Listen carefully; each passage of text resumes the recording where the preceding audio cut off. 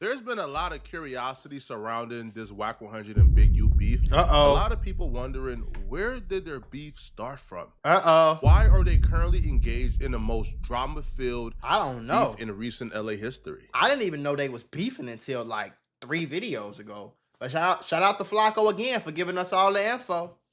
Now, this video here was created before the Big U Rico, before Big U was arrested by the feds and indicted. Okay. However, if you watch this video to the end, you would have the full story and the full understanding of exactly why y'all better buckle Big up, U get your popcorn. And Wack 100 can't be in the same room, and why they dislike each other to extreme degrees. I'm gonna just say this real quick though. If I'm 50, 60 years old like some of these niggas, I don't care that much to not like somebody. Like, what do I look like beefing with a nigga and I'm 60?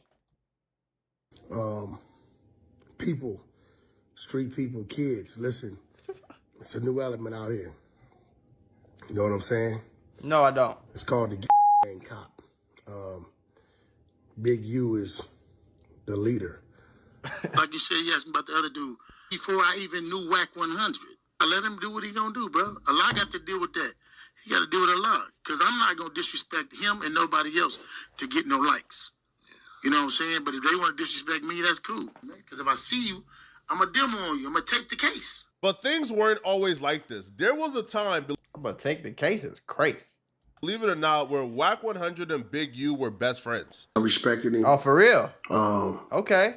I learned to love his family, to care about his family.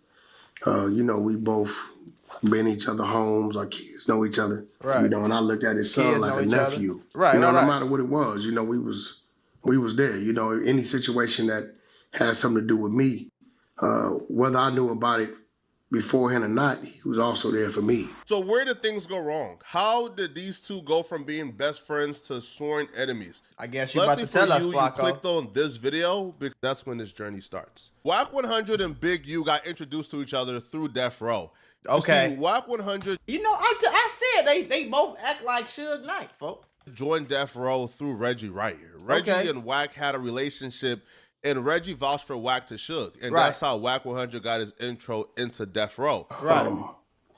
When I first met Reggie, I told Reggie, listen, I'm here for whatever it got to be, but I really want to conduct some business. Right. So Reggie gave me his phone number. And after going out a few times, a few situations happening. So they was on Death Row. That what side they was of doing, it, though? a few conversations with Reg on the other side of it. He eventually put me on a 3-way call with Suge. And he told Suge, like, yo, man, we need this dude around. He brings both elements. He's a thinker. He bought his business. He got his own money. He ain't up here asking for a check. Right. And, you know, but he with the if we got to be. So that, he told Reg, y'all keep it together. So we'll put it together. So and that's how that came. So where did Wack 100 get his money from? That's what I want to know. But Big U's introduction to Death Row was a little bit more grim. Big U was still in prison, but Big U's name rang bells in the streets of LA. Right. Big U was like a mystical figure, a street lord. The stories you've street heard lore. about Big U would make you think that Big U wasn't a real person. Like, for example, Big U apparently hosts a knockout record in LA County Jail. During one riot, he knocked out 32 people. Big U apparently holds the all-time record for knockouts in county jail with a couple hundred, even 1,000, some may say. Big U is really Thanos. Do your homework on the glove. I'm talking about he really Thanos, folks. He just snapping his finger and knocking everybody out, folks. Do your homework on the glove. So Big U is a mystical figure. Like, the character Debo in Friday was actually depicted after Big U. That was actually Big U he was acting like. So, oh no, they gotta lock that nigga up. They gotta lock him up. They gotta lock that nigga up. They gotta lock Big U up. I'm sorry if he. FBI, open up. He the real life Debo. Did y'all see what Debo was doing to them niggas? I would have been called the police on Debo. Everybody in that neighborhood was tweaking. So with Suge Knight operating on the West Coast and understanding who Big U is, Suge wanted to get in Big U's good graces. So while Big U was in prison, Big U's brother passed away. Okay. So Suge Knight sent flowers to the family, and that went a long way with Big U. First time I ever heard of Suge and Big U communicating. It's like a history lesson we get right here, Big U's folks. brother. We learned the history. And shot at a studio. Right. With Key Rock, the Realist, and Big C Style, and all of them at Echo Sounds. So Key Rock came to me and said, "Hey, Big U, it'd be a good look if Death Row send some flowers and give mother a little something to help out." Right. And I thought that was a great idea.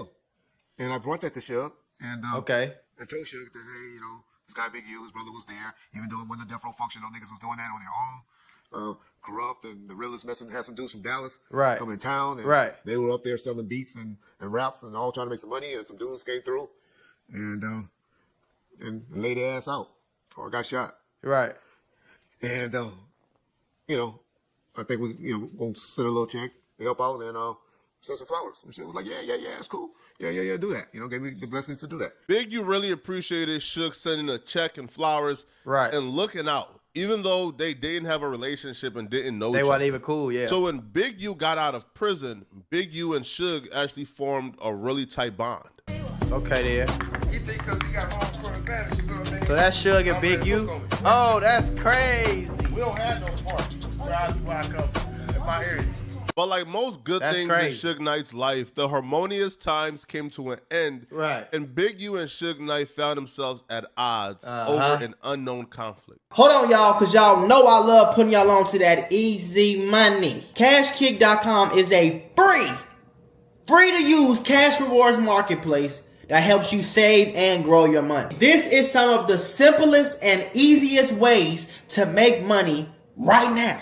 All you have to do is play mobile games on your phone and you can earn up to $500 per deal. Now remember, I said CashKick.com is free to use, so they will never, ever, ever ask you to send them any type of money. Signing up is super easy. All you need is an email and a password. Once you sign up, all you have to do is download your first offer and start making money. Now your offers and reward amounts can change at any time. So that means you can download a game on your phone, play it for long enough, make $500 on one day, and the next day you can download a whole nother game, play it for long enough, make $300. Next day, same thing. This is some of the easiest money I can tell you about right now. And again, you can earn up to $500 per deal. So this is what I need you to do. Go to cashkick.com, make you an account, activate your account. Make sure you turn on allow tracking on your phone so that the app can actually track how much you're playing the game and earn you some of the easiest money you can make. Y'all can't say I ain't never did nothing for you. Skate. So while Big U and Suge were at odds, Wack 100 still kept in communication with Big U, and they became tighter as Wack 100 was still in the fold of Death Row, while Big U was on the outskirts due to him and Suge Knight's conflict. Right. Me and Big U met. Suge Knight. Actually, Big U had caught a violation. I think Reggie had to help with trying to get him out. Suge helped with some attorney money. I want to say 03, 04, somewhere around there. And that's how we met. I met through Suge.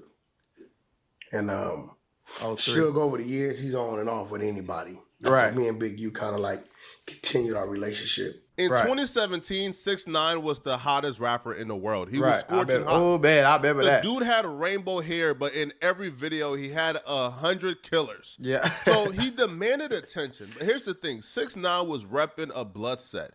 Now, when you're repping a blood set, there's politics that comes with it. Yeah. But 6ix9ine would make it very clear that he wasn't checking in, tapping in, or bowing down to anybody, even though he was repping blood and he's obligated to.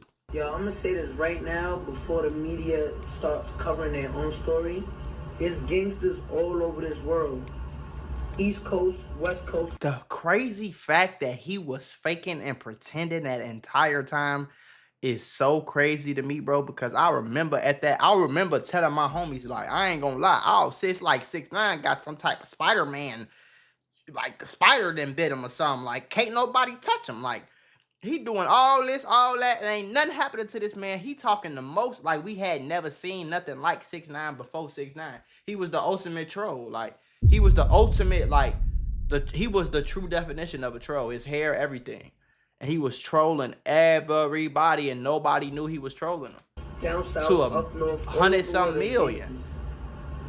I don't check into nobody. You know what I'm saying? I respect everybody's soil that I walk on, but I do not check in anywhere I go, and it's gonna stay like that. You know what I'm saying? So stop trying to tell me niggas gotta check in. It's 2018. Mention my name for clout. You know what I'm saying? It's not even about gangster and respecting niggas' words and G codes. It's now, oh, I want clout. I want to make a name for myself. Everybody who mentioned my name is a rapper. Y'all not gangsters. Y'all rappers, and y'all want names for yourselves. It's not gonna happen. I don't check in nowhere I go. That message came across as 6ix9ine thumbing his nose at an age-old tradition, right? Which is tapping in and checking in when you come back to the motherland of gangs, which is LA. Yeah. Now, one of the people who just left a bad taste in their mouth was another blood rapper who was on the opposite coast, LA, The Game. Now, The Game at the time was being managed by Wack 100. So when The Game went on stage and said F6ix9ine, well, Wack 100 was forced to co-sign the sentiment of F6ix9ine. Ass blood, fake ass blood. 6ix9ine. 6ix9ine. No, I ain't gonna lie, y'all so crazy. You know how crazy you gotta be 40, 50 some years old on the stage talking about 6ix9ine? Like, gang, I'm not doing all that. Queen, I'm sorry. Like,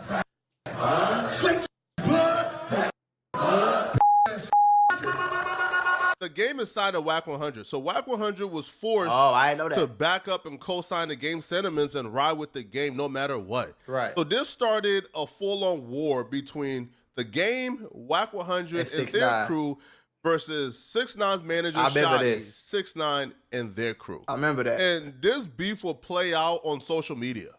The Game. I remember the first time I saw The Game, he was on Love Connection. I'm older than 6ix9ine. I saw you crying on Love Connection. Suck. You ain't no gangster. You work out, got tough. I'm mad at this little man. What y'all mad at him for? Y'all trying to get album sales off of Tekashi 6ix9ine. Out of here, Wack 100, you old pimple. Look at your face, you faggot ass. Niggas come to New York. Yo, whoever this New York is, nigga, right, with the, did the video about need the chapstick and all that. That's in the project building with the Kmart shades. Yeah, listen. I'm not gonna tell you to suck because I ain't in the man, but I'm a very disrespectful motherfucker. I'm gonna tell your mama and your dead ass cum guzzling grandmama. Oh no! Yeah, tell them to suck on the dick now. I done went way past rap because I'm not a rapper, so me and you both know what it is. How you feel as a grown ass man with 3 kids on the internet, trolling a 21 to be your son, bro? Like cut the out, bro. Let's be real. Wack 100, like let's be real. Like, come on, Wack. Come on, Wack. Come on, Wack. I spoke to you on the phone a few times. This was not your energy, bro. You were supporting all the way support, bro. Right. All the way support, bro. Cut that out, nigga. Wack 100, nigga. Wack 100. Oh, come on, bro. Industry blood, you heard? Industry blood, nigga. Industry blood. That nigga not even good in the street, you heard? Industry blood, you heard? He go with the executives. That's where he get his bags from.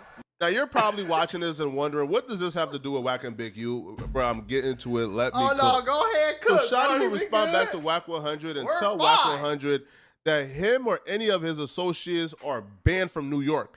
And if they come to New York, it's going to be up and it's going to be some real consequences. That nigga's holler at that. And again, if you tough, tap me with your New York, like you said, and pull up in New York. This thing last year, y'all niggas cannot pull up in New York this year. I don't know who you think you could call. Y'all niggas cannot pull up in New York this year. Straight way. You must not be a real gang member, cause Black Wall Street is out of New York. Nigga. Double R to my real rights. Y'all know the hit, man. Around this time, 6ix9ine and another blood rapper, Trippie Redd, were currently at odds. What are we watching, bro? Now, 6ix9ine was on the East Coast under the supervision of Shotty. Trippie Redd was on the West Coast under the supervision of Wack 100. Remember, the ban wasn't just for the Game or Wack 100. It was for all of their associates. Both sides had banned the other side from coming to their hometown or their respective coast. Right. So it was like it was doomed for somebody to call the bluff of the other side. Right. So Trippie Redd decided he was gonna call the bluff of 6ix9ine, and he was gonna pull up in New York with some West Coast dudes for protection. But things didn't go as planned for Trippie Redd, because when he pulled up to New York, 6ix9ine had a bunch of goons waiting for Trippie Redd at his hotel. I didn't know Trippie Redd was supposed to be a gangster. So the Red and Trippie Redd is supposed to be like blood. I never knew that. I thought Trippie Redd was like a wow, turn around and die. I thought he was like one of those guys, you know? I didn't think he was one of the guys that was out here blooding and repping and gang banging, and you know what I'm saying though? Like that ain't the vibe I'm getting from Trippie Redd. So is Trippie Redd like a 6ix9ine? Like is he like a fake blood that was just messing with the Bloods and they was getting money off his rock star image type of vibe? 6ix9ine is still a he's still a ass on him. This 6ix9ine done. He can't come to LA at all. Never again. If it comes to, bro, if 6ix9ine comes to LA, it's over. And I'm in New York right now, bro. You feel me? So it's like, if y'all really think, bro, about that, bro, this really? It's so cringe. Like I never seen this. This is cringy. But even the 6ix9ine shit, like as of right now, knowing the truth behind it's so cringy. Really? Can you imagine being a fake gangster, acting like it on like Twin? And it's not like y'all ever came out and said like, I don't know. Tell that I'm not doing this right here. Right. That's all I'm trying to do. Cause bro, you want to know what bro did? Bro had waiting for me at my hotel. Some 9 Trey niggas. As soon as I walk in the building, hit right in my mouth, nigga. Chase them niggas 4 blocks. Chased you 9 Trey blocks. I chased the niggas myself mostly. Shout out to I ran them niggas down myself. Shout out to the me, myself, and I. 6ix9ine will respond back, taunting Trippie Redd for thinking he could come to New York and go untouched. What's going on? But I feel really bad about it. Your chin is bruised up. You just can't be out here calling people gay, bro. You can't be supporting false accusations. This is so cringy. You can't be ranting on live. This is so cringy. I'm good in New York. Talking about. I feel like 6ix9ine. I'm gonna stop pausing. I feel like 6ix9ine is like the reason. And I know this video is about Big U and Wack 100, but I think the beef is about to start come up on where it started. But like, gang, it's so like 6ix9ine is the person who brought like a lot of the corny niggas to the gangbanging world. Like I think he made it cool for corny niggas to call themselves Blood, Crips, BDs, GDs, Stones, Vice Lords, and all that. You feel me? New York, that like you just can't do that, bro. This is not what a blood looked like when I was growing up, you know. Just bruised up. I feel bad, bro. And you can't just start snitching and say it was the non-trade. You can't do that, bro. That's not gangster. That's not. I just want you to be my friend again. 1400. You know I told the pole. 6ix9ine. You know I told the pole. When Wack 100 found out that Trippie Redd got touched in New York, even though he had some West Coast dudes with him for protection, Wack 100 was pissed. Oh, Wack 100 was like, what? Wanted to know how this took place. How did this happen? Wack 100 said, what? Get touched? Who? This led to a huge altercation between Wack 100 and Trippie Redd's security guard, Avery Mitchell, at Big U's shop. He already, what happened was they was having words over the 6ix9ine and the 6ix9ine and Trippie Redd situation. Avery was bodyguard for Trippie Redd at the time. Okay. And 6ix9ine and his crew rolled down on Trippie Redd now. And then we called, and I'm like, hold on, y'all roll down on them, but my family is the security. And that's how that got. So then dude got Big on the U phone family of security. and the play was coming together, so somehow they ended up having words. Because they just never liked each other from a relationship that they had over one of the other bodyguards. Right. So we ended up meeting up at my shop. This sounds so weird. For y'all to be 50, 60 years old and this how y'all start beefing, I'm over 6'9" and Trippie Redd. I'm thinking y'all finna say like, you know, you sent your little homies to whack some of his little homies. He ain't really like that, so he whacked some of your little homies, and people died about it. Then they shot at your mama house, and then you know what I'm saying. I was trying to hear that. Like I'm thinking I'm about to hear something like that. I didn't think I was about to hear some. Yeah, Trippie Redd came to New York and something happened to him. He got hit a few times in a hotel, so we start beefing because Trippie Redd security was my family. And Trippie Redd manager was Wack 100. So Wack 100 was mad at my family, so I started beefing with him. And you 60 years old? Bruh. Like, you feel me, though? Able to get down, but it was just for us to square it off. And then now you got to remember, dog is with me. Right. So it don't matter if you with me. It's my job to protect you. So you straight if you with me wherever we at. So him and bro was having words. So we was going in the shop. I didn't even have a chance to open the gate. Dog get off on Avery. Boom, bang. Oh. And don't do nothing to Avery. Avery swallow it. Oh, he just ate that? Ate it. That's why this nigga never stand in front of me. Ever. Because he know I know. Avery ate it.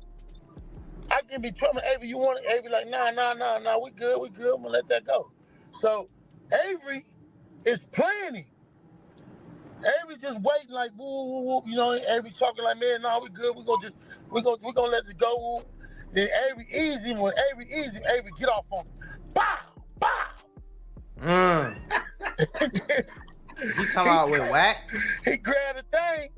Yeah, he grabbed his thing like, man, I'm gonna edit thing on. Then I'm like, hold on, man. Ooh. Then, you know, it go like it go. You feel me? But he only by himself, so he ain't finna get trap treated. He ain't finna get nothing. He ain't finna nothing. He finna get, you know what I mean? He ain't by himself. He with me, so he was with a whole lot of people. Right. So we break it up. Now we like, man, y'all even, because they be like, nah, I want mine back. Come out like he did, boy. Hey, then we like, okay, now. This sounds so stupid. He was like, nah, man, I'm cool. Wack 100 showed up one deep in territory that wasn't his. Right. Now, even though he couldn't hold it against Big U, he still felt a certain type of way that Big U allowed him to get fired on and ain't really do nothing or join him in, you know, in demonstrating and on the other guy. Now, even though he really couldn't hold it y'all against niggas is 40, 50 years old pulling up to fight niggas. Who fuck's got grandkids and y'all talking about y'all pulling up and fighting niggas? What is we talking about? Dude, this was, you know, the first instance in their friendship to where, you know, there was some bad blood there because of what took place. It wouldn't be soon after this that their friendship would hit another bump in the road. Wack 100 would explain this bump in the road as the beginning to the end of their friendship and the catalyst for a lot of the issues we see them having today.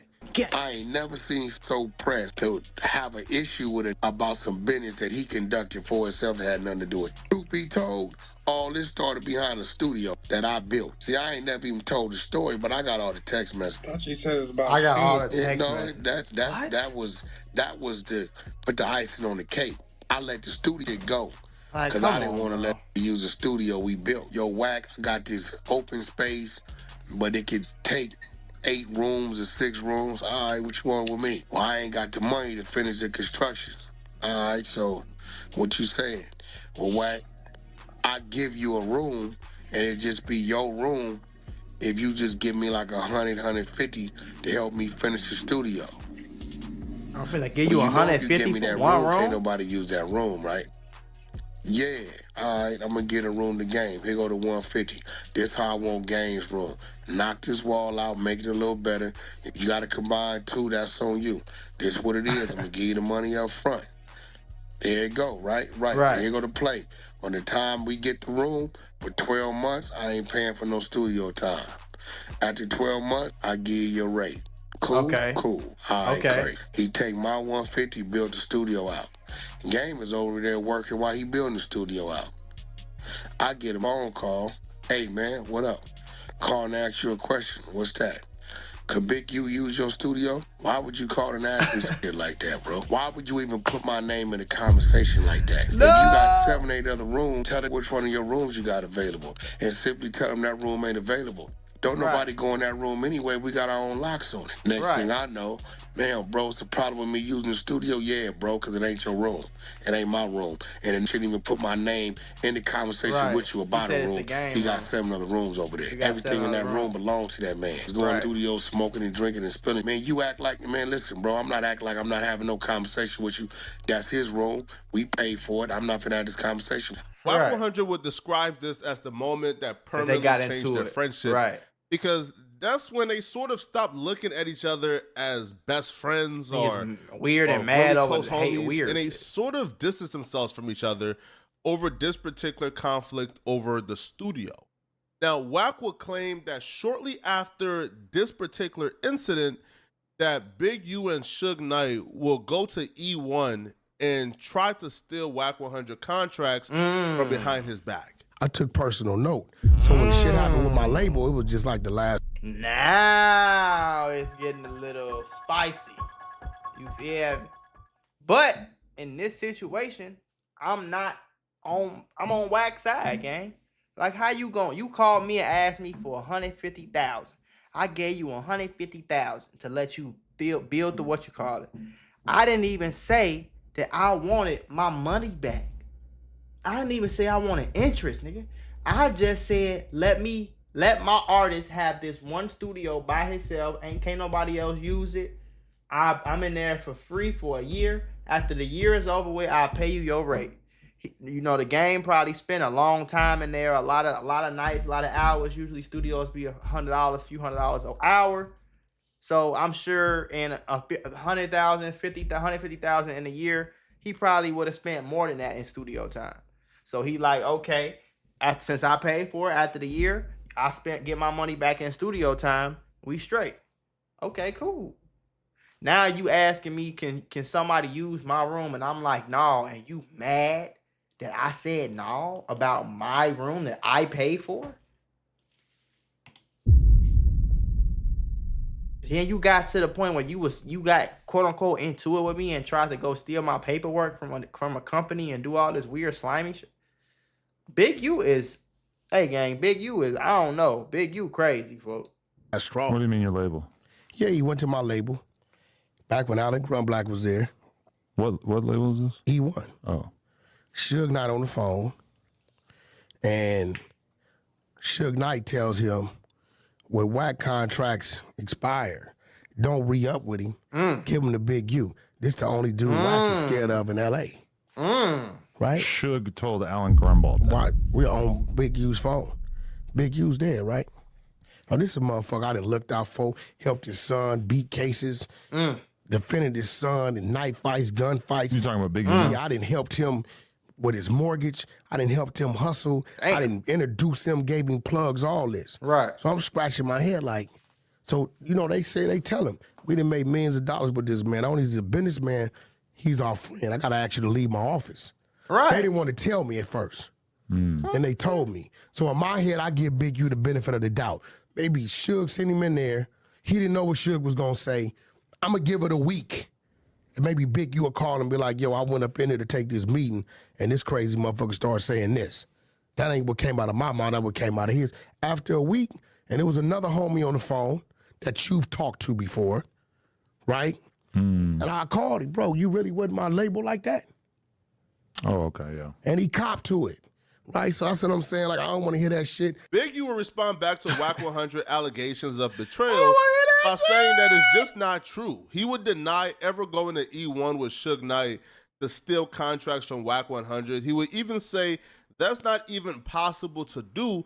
And he will also deny the call that Wack 100 claimed took place between. Yeah, but see, one thing about it, when it comes to this shit like this, though, I seen Wack 100 be proven right a lot of times. I seen Big U to be proven to be lying a lot of times. So it's like, and every story I hear about Big U is very similar. It's very slimy, very calculated. You know what I'm saying? Very like the glove. Do your homework on the glove.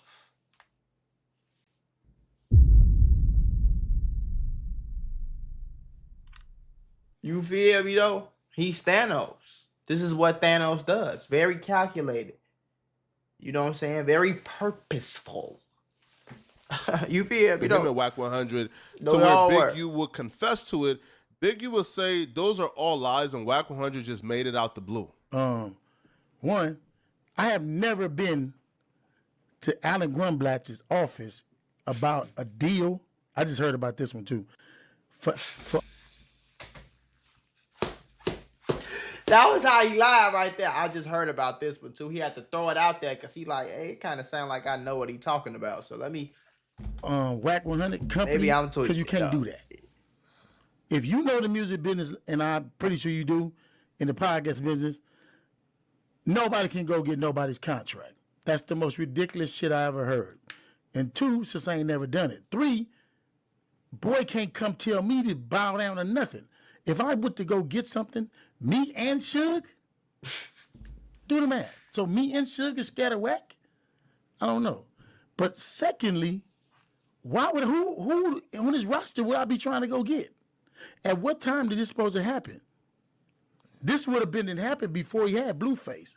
So the only person in his roster he would have had would have been who? Game? That's my nephew. He ain't had no hitting song. Ray J album under him flopped. Okay, do the math. Because now they know I'll be hearing them say, pull out receipts, pull out receipts. Secondly, he's the master of phone recording.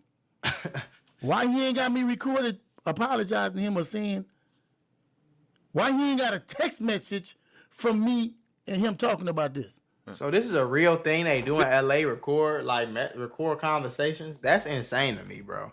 LA is a spooky place. I don't want to go back. Big U would say that never happened. Wack 100 would claim it did happen, and that was actually the end of their friendship. After Big U allegedly did that, Wack 100 would say he could never look at Big U the same again. Right. And that was effectively the end of their friendship.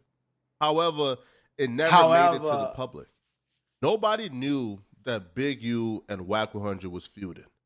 They actually beefed for 15 months before the public knew anything about it. And the only reason the public found out that Wack 100... Okay, then. Woo!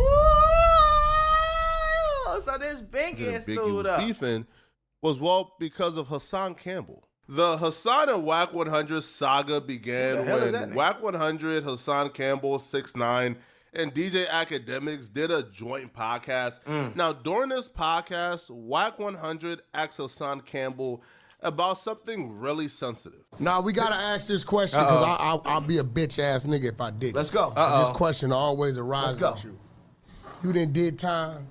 You done caught a couple bodies. Everybody want to know, where was your enemy to rape because this man did something to you when you was a youngster, right? Right. So everybody want to know what happened to that energy when it came to you revenging your manhood with that man. I don't have it in me to kill that man because even though he violated me as a child, he protected and fed my mother's kids when my mother was going through certain shit. That ain't got nothing to do. I'm not finished. No, I like my mother, but my mother was coming up short. My mother had 6 kids. What the And hell? that man was putting food in my refrigerator when I was 9 and 10 and 11 years old, when my mother wasn't there to put that food in that fucking refrigerator. Yeah, but that nigga wasn't doing that. Just to do that, he putting food in the refrigerator because he's violating you, putting something in you, bro. It will be this conversation that will lead to the all-out war between Wack 100 and Big U that we're currently witnessing. You see, Hassan Campbell left this conversation feeling as if it was productive. He didn't leave the conversation feeling played. He actually left the conversation feeling like him and Wack 100 was on good terms, even though Wack 100 told him, you know, a man stuck something in him. But Wack 100, on the other hand, left this conversation feeling like he played Hassan Campbell. Wack would go on to say that he deliberately said that to Hassan Campbell's face to get a reaction out of him, right? To agitate him. After the interview, Wack 100 would make his true feelings about Hassan Campbell be known. These niggas is grown. They are grown men. They are grown men. They are grown men. They are grown. Grown. With kids and grandkids and shit. What's going on, Clubhouse bro? call with Hassan Campbell and others. I had a whole lot to say.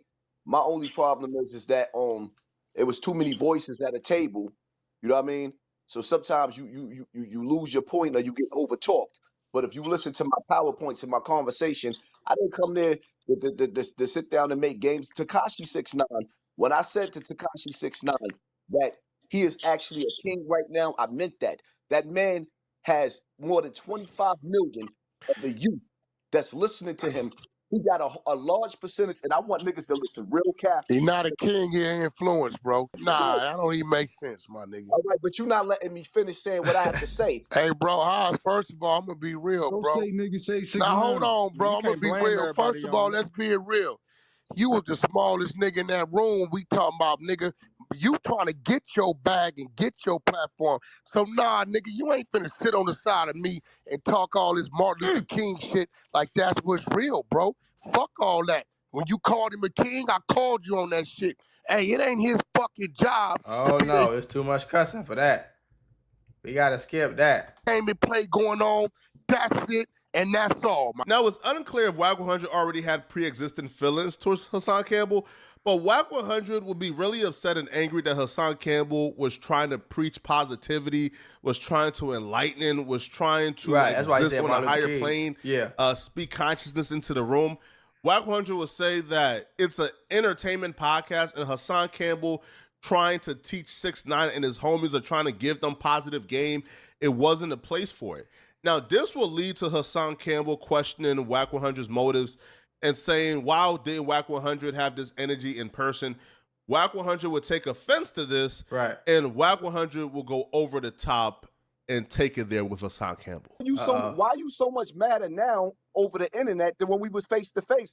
Hey, boy, you better go watch that. Everything I said, Hassan, everything I'm saying now, I said it that fucking tape. But then you run the clubhouse. He called you a comic. He called you a comic.